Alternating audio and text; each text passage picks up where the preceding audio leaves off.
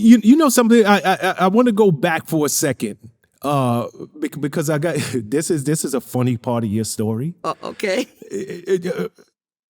Around your third album, you had a single, I Want to Thank You. Mm-hmm. And in the video, young Idris, was in I your know what you're video. finna say. Did you really turn down Idris Elba? I did. And Hold see, on. We talking about sex symbol Idris Elba. Idris and I were like sister and brother. We both had the same manager. And, the little crushing here and there. And I thought he was super, cute with his pearly white teeth. But he looks like my cousin, James Thomas. He looked so much like James, I just couldn't see myself. He looked more like a family member. But he was smitten with me, I think, because I wasn't pushing up on him like that. I just couldn't do it. And so I had heard many stories where he had told people, I know he'd been looking for me, told people he was really digging me, and I won't give him the time of the day. But I wanted to keep my friend, and in order to do that, I knew I couldn't cross lines because I really valued the friendship. I had already had a high-profile relationship with D, and so I really didn't want another one. And I just didn't want to be hated by the world anymore. So I'm like, nah, I'm good. I was going to ask you that too. Mm-hmm. You have been through such a high profile relationship. Yes. And we know how, because you and I touched on this earlier. Yes. So many of these careers, they're contrived by the powers that be. I spoke to Montel Jordan, and he was telling me at the height of his career, his wife who was managing him, he couldn't admit that I was married because they needed him to be a sex symbol out there.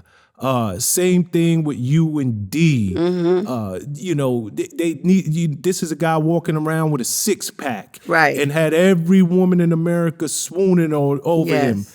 So I could imagine being in your shoes where you're just like, Idris, he's a handsome fella, but not me, not again. No. I'd rather all of my friends are good-looking guys. Laz Alonso was one of my best friends. What's his name? He's on. I don't went blank, but these were like besties. These are guys that people assume there has been something going on, and it's not been anything at all. They just look at me as a sister.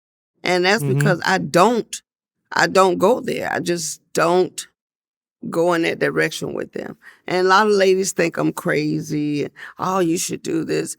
Mel Jackson. All these are friends, No, I understand. I understand totally. And just listening to you talk, I know that it's obvious that you felt that you suffered a lot of pain from the industry. Yeah, I just couldn't. I couldn't do that again. And I wouldn't. You can't foresee that stuff. When it happens, you have to grin and bear it. Because of how beautiful he was, I became the ugly duckling. I became the overweight. My talent was viewed as zilch, and he don't need. And my thing is like, why I got to be all that? Like, for real though, you know what I mean? So I don't fall into the category of I accept what you say, but who wants to hear that level of negativity on a regular basis? No one wants to hear that. You're absolutely right, and that's another thing people don't realize. Although you guys are in the public eye, you're human. Yes. You're human beings. Yes. And those words, those nasty things that people write for headlines and clickbait, it affects me because I'm still a woman. I'm still a human being. My mom used to cry. And she'd say, I can't read that stuff. I said, Mom, put the magazine down. Don't pay that stuff. No, Mom, that would hurt me, that it hurt her so deep. You know, that's something I didn't even think about because I'm talking about how it affects you as the individual. Yes. I didn't think about how it would hurt your mother Yeah. or your father or your children or your Yeah. immediate circle that love you. Yes. You're absolutely right. It hurts them just as bad. It's just like it's being done to them because they know you on a whole nother level. So, you know, the last thing you want is a pity party. You don't want anybody feeling sorry for you. But people, you know, they genuinely hurt when you hurt. But I'm such a go-getter that I try to talk them off the ledge because guess what?